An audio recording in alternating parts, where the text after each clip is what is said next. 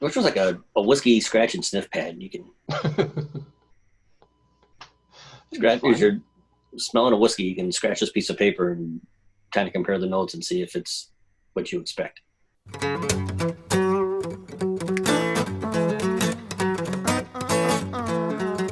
Hey, whiskey fans, welcome back to another exciting season of Two Nimrods Drinking Whiskey, the only whiskey drinking show which Whiskey Fancy Magazine describes as, and let me get this straight, an abomination to all that is pure and good in this world. Not our best review, but it's a review. Once again, join me, Norm, and my faithful co-host, drinking buddy, and fellow Nimrod, Brian. Hey everybody, I'm Brian, and I too am a Nimrod. As we continue our quest conquering the world of whiskey 1 gram at a time. Thank you for tuning in again to watch Norm and I amuse ourselves. Our regular viewer is probably aware that we've been out on a little break, and I got to say I'm feeling refreshed and recharged on this whiskey vacation. And by golly, I think I have just enough strength and courage to jump back into drinking whiskey again. Oh, bless you. Well, now that we've got those pleasantries out of the way, tell the good folks at home what we're going to be tasting today. My pleasure, Brian. First episode of season 2, we are going to kick off with some Monkey Shoulder. Yes. This is a blended malt Scotch whiskey. This is actually a product of William Grant & Sons Distillery. Monkey Shoulder was first launched in 2005, 43% alcohol by volume, and comes in around 86 proof. And here in the Bay Area of Florida, you can find it fairly easy, and it comes in around $30 a bottle. And like I said, it's a blended whiskey, and from what I've read, it consists of whiskeys from 3 of their Speyside region distilleries, mainly consisting of Glenfiddich, the Balvenie, and one I can never pronounce. I think it's Kininvie, Kininvie. I'm sure I butchered that out of hell. I have to say I was intrigued by the name. I thought there was something a little odd going on there. So naturally I had to spend a little time figuring out why, if I could, why it's called Monkey Shoulder. And apparently back in the good old day when they were malting the barley, they would have to get these big shovels in and turn the barley by hand so that it would roast evenly. And apparently doing that all day long would kind of jack people's shoulders, and they'd end up with a monkey shoulder. So, drinking whiskey is not for the faint of heart. No. But yeah, the Monkey Shoulder, we specifically picked this because it was a blended whiskey and wanted to experiment with some of them as well. Like I said before, I read it kind of started giving the blended whiskeys its good name back. Basically, and I thought this just from hearing things from people who really didn't know what they were talking about and just wanted to act all fancy. People will always be saying, I only drink single malt Scotch, or, I'm only this, or, a single or a straight bourbon or this guy. But everybody just kind of turned their nose down to blended whiskeys. So I didn't know any better at the time, and I just assumed myself the blended whiskeys were bad also. They were just kind of cheap bottom of the barrel mixed together. Here you go. And have at it for $10. But doing the research and just kind of realize that, in just reading things and picking up other things, listening to other people talk, that there is an art to creating a good blended whiskey, and it shouldn't be scoffed at. And a good blended whiskey should be treated just as fairly as a good single malt. In theory. Speaking of conspiracy theories, don't you have a hot dog and pizza theory about blended whiskeys? Oh, as I was learning more about blended whiskeys, I kind of put it together on how to describe it to somebody. Think of a good slice of pizza. You got your dough made from good water, good northern water, not this southern crap that we use down here. You got your sauce, your cheese, some pepperoni, little spices. Nothing beats a good slice of pizza. And it's just a blend of all these great ingredients. It just comes together and creates a great slice. That's what a good blended whiskey is. A bad blended whiskey is like a hot dog is to meat. Just all the chud at the bottom of the barrel. Lips and assholes. Yeah. Okay. I'm a little nervous and somewhat apprehensive about finding out if tonight we'll be imbibing the pizza or the hot dog version of blended whiskey. Fingers crossed for the pizza. Well, hey, enough of the lovemaking. I think it's time to taste some whiskey. Never thought you'd ask. Or so discussing lovemaking. No, I think we're done with that. Yes, fresh open bottle. Nice. Ha ha. Good sound.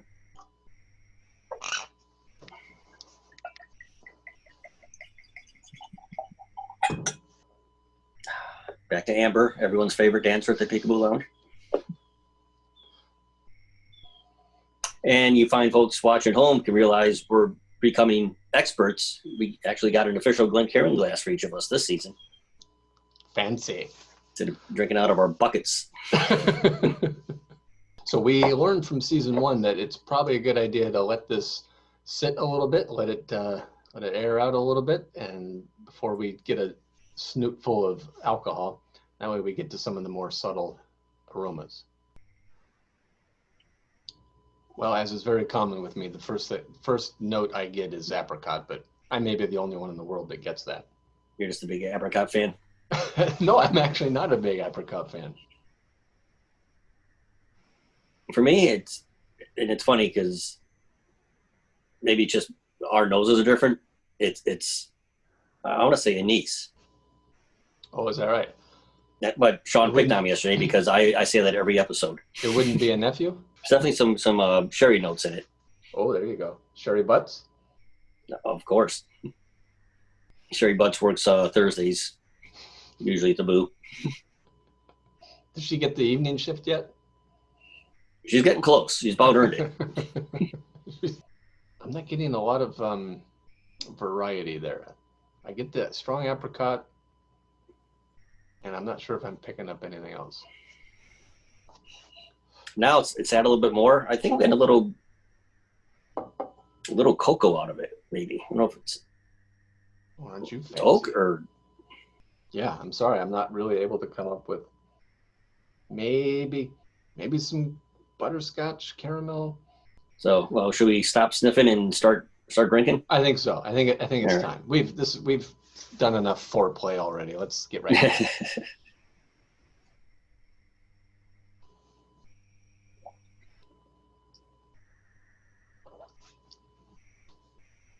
Definitely sherry. Yeah. Kind of a sweetness, and it's a butterscotch finish.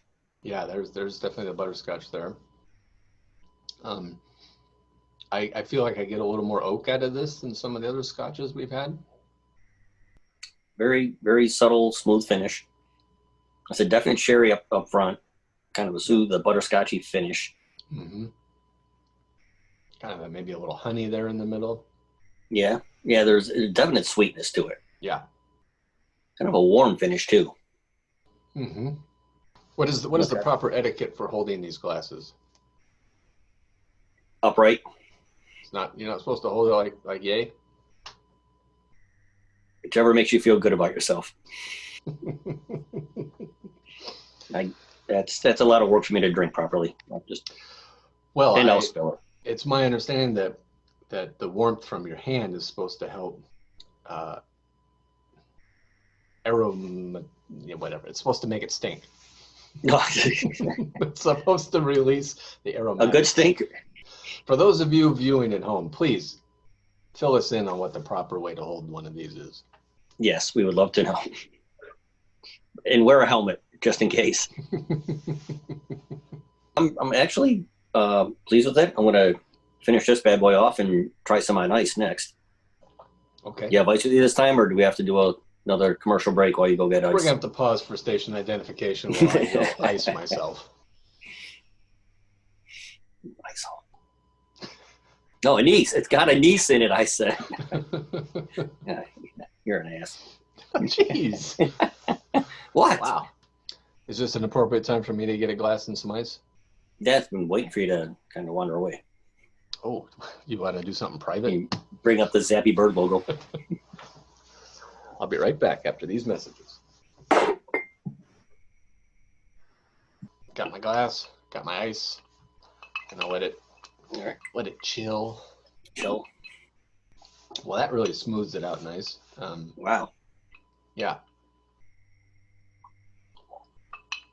I could drink this all day long with the ice in it. In theory. Well, I could drink it until I passed out. Until the bottle's gone. Yeah, that's pretty nice there. And have one every 20 minutes so I pass out. then every 30. It's gotta feel like now I'm picking up like a little molasses. Well, I was noticed when it was in the glass and I was swishing. I mean, it kind of got like a thick viscosity to it. Is that a word? Viscosity? Viscosity. Viscosity. There's a good word. Check out the brain on this Nimrod. I like viscosity. Trademark.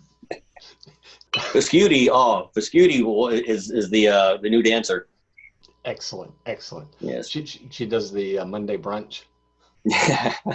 Oh, she's just started, so she had to work her way up the pole. Exactly. Work her way up the pole. What you say? Oh dear. So yeah, this is a little more interesting to me now. Well, I did. I think I left off forgot to mention this at the beginning. On their website, Little Monkey Shoulder, this is billed as a mixing drink. Yeah, that definitely opens it up. It gives it some sweeter, fruity flavors along with I still want to say molasses, and I'm still picking up, the oak. Yeah. No, it's still sweet. Still got that butterscotch finish, but it's just that I think it just from start to finish, it just really smooths it out. So I think we would say this is the pizza version of blended Scotch whiskey. It's a spicy meatball. We'll go with that. I don't think we will, but okay. So, any final thoughts? Yes, I am enjoying this very much, particularly on ice. I think it does open up. It does let those individual flavors come out, and makes it really easy finishing. Very, very, very impressed. Definitely no hot dog here. This is full on pizza. Yes, this is a very good slice. I agree. I've seen this online a lot. People, drinking this a lot. It's in most of the stores around here. It seems to have just a lot of good buzz around it. So I thought when we went into drinking this, giving it a try, I felt very good going in that we're going to get a good whiskey, and we did. And I'm very happy with it, and would give it a high recommendation to anyone who wants to try it. Indeed, I would give it 4 out of 5 strippers. Well, I think this glass is empty, and I think that is the indication that it's time to sign off. Thank you so much for tuning in today and checking us out, and welcome back from vacation, Norm. Look forward to the rest of the season. Yes, and as always, may your bottoms be up, may your worries be down. Hear, hear.